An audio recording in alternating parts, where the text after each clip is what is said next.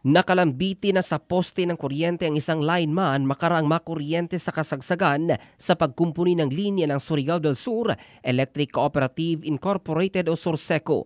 Ang biktima ay kinilalang si Jade Santiago, 31 taong gulang, nasa kanyang line of duty at habang inaayos ang linya ng kuryente sa barangay Mangagoy, Bislig, Surigao del Sur ay nangyari ang di inasahan na insidente. Posible umanong aksidenteng nahawakan ng biktima ang isa sa mga kawad dahilan para makuryente. Sinubukan pa ng kanyang makasamahan na tulungan ang biktima na dahan-dahang ibinaba mula sa pagkalambitin, subalit idiniklarang dead on arrival nang ito'y dalhin sa ospital.